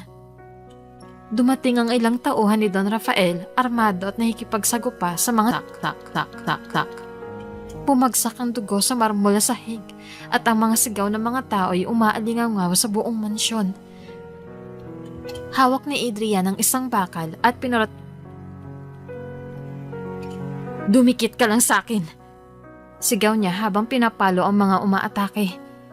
Adrian, baka masaktan ka. Iyak ni Mira, pero hindi siya pinakinggan ng binata. Sa isang iglap, halos nadapa si Adrian nang muntik siyang tamaan ng itak. Ngunit mabilis na gumanti ang tauhan ni Don Rafael at nailigtas siya. Isang lalaki mula sa sindikato ang nakalapit kay Mira, hawak ang baril. Huwag kang kikilos! Nanlaki ang mga mata ni Mira. Adrian! Ngunit mabilis na kumilos si Adrian. Itinulak ang lalaki at sinikmuraan. Kumalabog ang katawan nito mula sa mesa at bumagsak ang baril. Nagtagpo ang tingin ni Mira at Adrian. Parehong hingal, parehong sugatan. Ngunit alam nilang hindi sila bibitaw. Maya-maya dumating si Don Rafael kasama ang ilan pang armadong tao. Tama na yan! Malakas ang sigaw ng matanda. Nabigla ang mga sindikato. Kita sa mukha nila ang kaba. Hindi nila inasahan na may mas malaking puwersang darating. Umatras na tayo! Utos ang kanilang leader. Isa-isa silang tumakbo palabas ng mansyon. Iniwan ang kanilang mga sugatang kasamahan. Si Felina, galit na galit ay hinila na lamang ng isa sa kanila palabas. Hindi dito nagtatapos to! Sigaw niya habang tuluyang lumabas. Tahimik ang sumunod na sandali. Ang sahig na mansyon ay puno ng dugo at basag na gamit. Ang mga kasambahay ay lumabas mula sa kanilang pinagtataguan, nanginginig at umiiyak. Si Adrian, hingal at pawisan, agad na niyakap si Mira. Ligtas ka na, tapos na. Pero mariing umiling si Mira. Hindi pa tapos, Adrian. Nararamdaman ko, babalik sila. Napitingin si Adrian kay Don Rafael na nakatayo. Seryoso ang muka. Tama siya. Wika ng matanda. Ang laban na ito ay umpisa pa lamang. At kailangan niyong maging handa. Kabanata 16. Sakripisyo at pagbabago. Madilim ang paligid ng gabing iyon. Matapos ang huling pag-atake ng mga sindikato, doble na ang pagbabantay sa mansyon. Pero kahit gaano pa kahigpit ang seguridad, may pakiramdam si Mira na hindi pa tapos ang panganib. Nakatayo siya sa balkonahe ng kanyang silid, nakatanaw sa labas. Tahimik ang mga gwardya, pero sa dibdib niya, kumakabog ang kaba. Lumapit si Adrian, halatang pagod, ngunit alerto pa rin. Hindi ka pa natutulog? Hindi ako mapalagay, sagot ni Mira. Mahina ang tinig. Parang may mangyayaring masama. Hinawakan ni Adrian ang kamay niya. Basta't nandito ako, walang makakagawa ng masama sa'yo. Hindi pa man sila nakakahinga. Muling umilingaw-ngaw ang putok ng... May pumasok na naman! Sigaw ng isa sa mga gwardya. Agad na kumilos si Adrian. Mira, halika! Hinila niya ang dalaga palabas ng silid, pababa sa pasilyo. Pero bago sila makababa, may 3 lalaking armado na ang Sumama ka sa amin, babae! Sigaw ng isa, hawak ang baril. Hindi! Mariing sagot ni Adrian. Sabay tinulak si Mira sa likod niya. Nagkaroon ng matinding komosyon. Nakipagbuno si Adrian sa isa habang si Mira ay tinangkang Bitawan ninyo ako! nang akmang babarilin si Mira ng isa sa mga sindikato. Mabilis na tumalon si Adrian Adrian! Sigaw ni Mira. Nanlaki ang mga mata. Tumama ang bala sa balikat ni Adrian. Bumagsak siya, ngunit agad na bumangon kahit sugatan. Nikipaglaban pa rin siya gamit ang natitirang lakas. Mira, tumakbo ka na! Utos niya, nanginginig ang tinig sa sakit. Pero imbes na tumakbo, lumapit si Mira at inalalayan siya. Hindi kita iiwan, Adrian. Hindi ko kaya. Sa gitna ng kaguluhan, dumating ang mga gwardya at tauhan ni Don Rafael. Nagsimula silang gumanti ng putok at nagpilitang umatras ang mga sindikato. Naiwan si Adrian, duguan at halos hindi makatayo. Habang hawak niya ang sugatan na si Adrian, nangingilid ang luha ni Mira. Bakit mo ginawa yun? Pwede naman akong mamatay. Pinutol siya ni Adrian, pilit nang umiti kahit namumutla. Hindi ko hahayaan. Mas mabuti pang ako kaysa ikaw. Ikaw ang buhay ko, Mira. Nang marinig iyon, tila biglang bumigat ang... Noon niya lang lubos na naunawaan. Ang pagmamahal ni Adrian ay totoo. Kasinungalingan. Niyakap niya ang binata. Mahigpit. Adrian, tawarin mo ko. Ang dami kong duda. Ang dami kong takot. Pero ngayon, alam ko na. Mahal din kita. Nakangiti si Adrian kahit hirap. Salamat. Sapat na yun para lumaban ako. Dinala nila si Adrian sa loob ng mansyon. At doon siya ginamot ng doktor na agad na ipinasok ni Don Rafael. Habang ginagamot ang sugat niya, hawak-hawak ni Mira ang kamay niya. Hindi bumibitaw. Hindi ka mawawala sa akin, Adrian. Bulong niya, halos umiiyak. Hindi ko hahayaang maagaw ka ng sinuman. Kahit mahina, pinisil ni Adrian ang kamay niya. Lalaban tayo hanggang dulo. Kinabukasan, habang nagpapahinga si Adrian sa higaan, umupo si Mira sa gilid niya. Hindi na siya ang dating takot at nag-aalinlangan. Sa halip, matatag ang kanyang loob. Adrian, mula ngayon, hindi na ako magtatago. Hindi na ako magpapadala sa takot. Magtutulungan tayo. Lalaban ako. Kasama ka. Napingiti si Adrian kahit hirap magsalita. Yan ang Mira na mahal ko. Hindi ka na biktima. Ikaw na ang magiging lakas ko. Nang gabing iyon, nagtipon ang lahat sa silid aklatan. Si Don Rafael, ang kanyang tauhan, at si Mira. Tahimik silang nakikinig habang nagpapaliwanag ang matanda. Malinaw na hindi titigil ang mga sindikato. Ani ni Don Rafael. Lalo na ngayon, alam nila ang kahinaan natin. Pero ngayong nakita ko ang katapangan nyo, lalo na ikaw, Mira. Alam kong kaya nating harapin sila. Humigpit ang hawak ni Mira sa kamay ni Adrian. Tama ka, Don Rafael. Hindi ako magpapadala sa kanila. Hindi ako iiwas. Kung gusto nilang tapusin ito, magiging handa kami. Nagkatitigan ng lahat, puno ng determinasyon. Pagkatapos ng pulong, bumalik si Mira sa tabi ni Adrian. Pinunasan niya ang pawis sa noo ng binata at hinalikan ito sa noo. Adrian, simula ngayon, hindi na ako matatakot na ipaglaban ka. Kahit ano pa ang mangyari, mahal kita. Mahina ngunit malinaw ang tinig ni Adrian. Mira, ikaw ang dahilan kung bakit hindi ako sumusuko.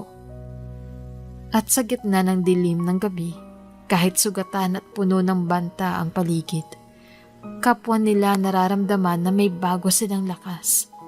Ang lakas na galing sa pagmamahalan ng handang magsakripisyo at magbago para sa Kabanata 17, Pagbabayad ng Kasalanan. Madilim na ang kalangitan nang dumating ang convoy ng mga pulis sa bahay ni Felina. Tahimik ang paligid. Tanging ingay ng mga gulong at tibag ng mga lalaki sa uniforme ang naririnig. Mabilis silang pumasok sa bakuran, bit-bit ang search warrant at mga flashlight. Sa loob ng bahay, abalang-abala si Felina sa pagbabalot ng ilang gamit. May mga envelope ng pera at ilang mamahaling alahas sa mesa. Halata na handa na siyang tumakas at iiwan ang lahat ng gulo na siya mismo ang lumikha. Ngunit bago pa siya makalabas ng likurang pinto, bumungad na ang mga baril at sigaw. Felina Ramirez! Pulis siya! Huwag kang kikilos! Malakas na tinig ng hepe. Napatigil siya. Nanlaki ang mga mata at mabilis nagtago ng maliit na baril sa gilid ng kanyang palda na paligiran. Ngunit mabilis din siya napaligiran. May 2 pulis na agad dumapit at inagaw sa kanya ang sandata bago pa niya magamit. Walang kwenta kayo! Wala kayong karapatan! Pasigaw na depensa ni Felina. Pilit na nagpupumiglas habang isinasakay siya ng may posas. Habang inilalabas siya ng bahay, nakita ng mga kapitbahay ang nangyayari. Mga ilan na nagtakip ng bibig, ang iba naman ay nagbubulubulungan. Ang dating elegante at mapagmataas na Felina, ngayon nakaposas at nakayuko. Dinala ng pulis siya. Kinabukasan, tahimik na dumating si Mira sa presinto. Bagaman may kaba sa kanyang dibdib, alam niyang kailangan niyang harapin si Felina. Hindi para maghiganti, kundi para tuldukan ang lahat ng sakit na idinulot nito. Pagkapasok niya sa interrogation room, nandoon si Felina, nakaupo sa bakal na mesa, nakaposas pa rin at nakasuot ng kulay kahel na damit, pangkulungan. Nangingislap pa rin ang mga mata nito sa galit. Ngayon, ano na? Dumating ka para pagtawanan ako? Sarkastikong sabi ni Felina, sabay hampas ng mga kamay sa mesa. Huminga ng malalim si Mira bago sumagot. Hindi, Tia Felina. Dumating ako para sabihin sa'yo na tapos na. Wala nang kapangyarihan sa akin. Matagal mo na akong tinakot, inapi at sinaktan.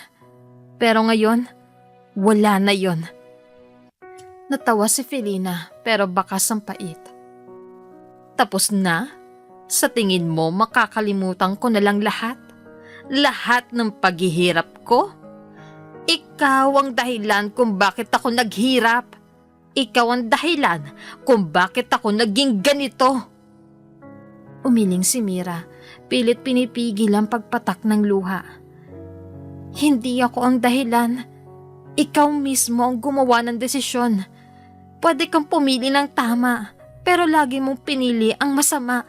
At ngayon, ito ang kapalit.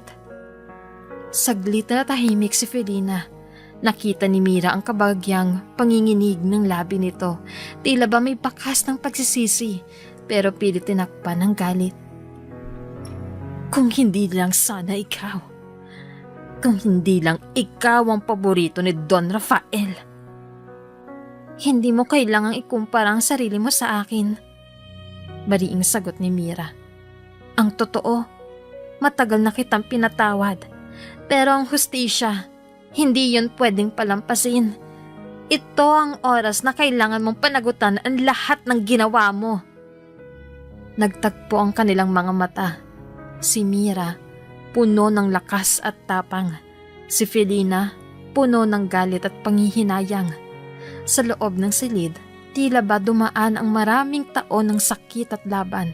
Pero sa wakas ay malinaw na. Tumayo si Mira, hudyat na tapos na ang kanilang pag-uusap. Sana balang araw, matutunan mong tanggapin ang lahat na hindi kita kinasusuklaman, Tia Felina. Pero wala ka ng puwang sa buhay ko. Hindi na nakasagot si Felina. Napayuko na lamang ito, tila ba naubusan ng lakas. Ang mga matay puno ng luha na ayaw niyang ipakita at ang dating matapang na tinig ngayon ay naging bulong na lamang. Paglabas ni Mira ng silid, Naramdaman niya ang gaan sa dibdib. Parang sa unang pagkakataon matapos ang lahat, tunay na siyang malaya. Sa hallway ng presinto, naghihintay si Agad siyang lumapit kay Mira at mahigpit na hinawakan ng kamay nito. Kumusta? Kinaya mo ba? Ngumiti si Mira, bahagyan tumango. Oo, tapos na Adrian. Wala na siyang kapangyarihan sa akin. Good. Sagot ni Adrian sabay yakap sa kanya. Ngayon, wala nang makakahadlang sa atin. Ikaw at ako na lang. Sa labas ng presinto, sumilip ang liwanag ng araw. Isang simbolo na bagong simula para kay Mira. Malayo sa dilim ng nakaraan. Kabanata 18, Pagtatapos at panibagong simula. Ilang linggo matapos ang kaguluhan, unti-unting bumalik ang katahimikan sa mansyon. Ang dating puno ng kaba at panganib na paligid, ngayon ay napapalitan ng tawa at sigla. Ngunit higit sa lahat, si Mira ay tila nakahinga ng maluwag. Wala nang habol ang at ang madrasta niyang si Felina ay tuluyan ng nahatulan ng pagkakakulong. Sa loob ng silid, nakahiga si Adrian, ngayon gising at nakangiti. Halos kompletong gumaling na ang sugat. Kumusta ang mahal ko? Biro ni Mira habang inaayos ang unan sa ilalim ng kanyang ulo. Mas lalo akong gumagaling kapag ikaw ang kasama ko. Sagot ni Adrian sabay hawak sa kanya. Mira, hindi ko akalaing darating ang araw na ganito ako kasaya. Napangiti si Mira. Ako rin. Ang dami nating pinagdaanan. Ang dami kong luha, takot at galit. Pero ngayon, alam ko na kung saan ako nabagay. Dito, sa tabi mo. Isang araw, ipinasok sila ni Don Rafael sa kanyang opisina. Nakasandalang matanda. Mahigpit ang tingin ngunit may bahid ng ngiti. Adrian, Mira. Wika niya. Ngayon ay malaya na kayo sa lahat ng banta. At bilang huling habilin ko bago ako tuluyang magpahinga, nais kong makita ang pinakapinapangarap kong kasal dito mismo sa mansyon na ito. Nanlaki ang mga mata ni Mira. Don Rafael! Hindi mo na kailangan tumawag sa akin ng ani ng matanda. Kung tatanggapin mo, gusto kong ituring kang tunay na apo. At ikaw, Mira, bilang bahagi ng pamilya. Halos mapaluha si Mira at napahawak siya kay Adrian. Ang binata naman ay ngumiti at yumuko bilang respeto. Salamat po, Lolo. Hindi ninyo pagsisisihan ang desisyong ito. Dumating ang araw ng kasal. Ang buong mansyon ay napuno ng mga bulaklak, ilaw at musika. Lahat ng tauhan, gwardya at ilang piling panauhin ay nagsidalo. Si Mira, nakasuot ng puting long gown, ay halos hindi makilala. Ang dating simple at api-apihan, ngayon tila isang diwata sa ganda.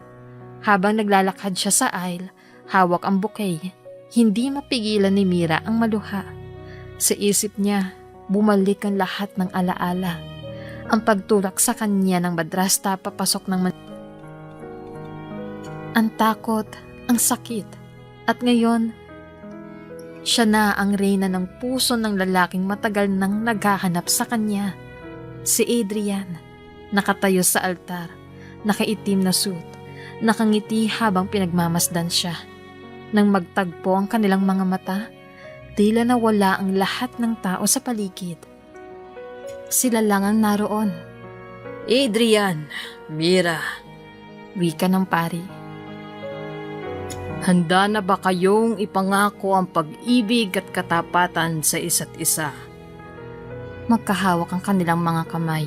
Si Adrian ang unang nagsalita.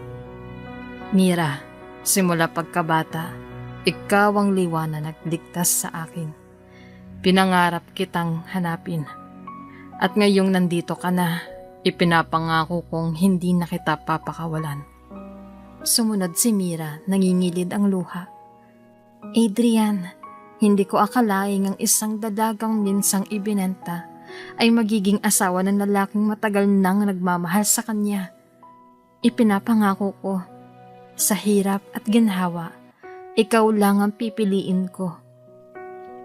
Nagpalakpakan ng lahat at tuluyan silang pinag-isang mag-asawa. Matapos ang seremonya, sinalubong sila ng masigabong palakpakan at pagbati. Naghagis ng bulaklak si Mira at halos lahat ng kababaihan ay nagtatawanan sa pagkuha nito. Sa bawat halakhak at awitan, ramdam na ramdam ang kaligayahan sa paligid. Ngunit sa kalagitnaan ng kasiyahan, biglang bumukas ang malalaking pinto ng mansyon. Pumasok ang isang lalaking hindi pamilyar sa karamihan. Matangkad, matipuno, at malamig ang tingin. Tahimik ang lahat nang magsalita siya. Pasensya na kung naistorbo ko kayo. Aniya, may matigas na boses. Pero kailangan kong sabihin ang totoo. Lumingon si Don Rafael, nanlaki ang mata.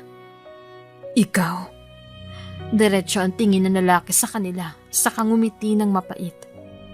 Hindi pa tapos ang lahat, dahil ako ang tunay na anak ni Don Rafael.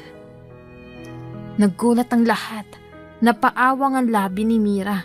Hawak ang kamay ni Adrian na biglang lumamig sa kaba. At doon nagtapos ang kasal. Hindi sa katahimikan ng pag-ibig, kundi sa pagbubukas ng panibagong lihim at mas malaking palaisipan.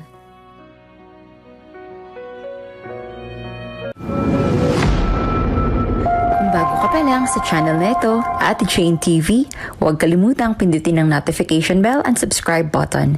Sana po hindi naman malaking abala sa inyo ang pagpindot ng subscribe button dahil ang kapalit po nito ay ang pagsuporta para makapag-produce ng mga libreng stories sa mga channels ni Ate Jane. Maraming salamat!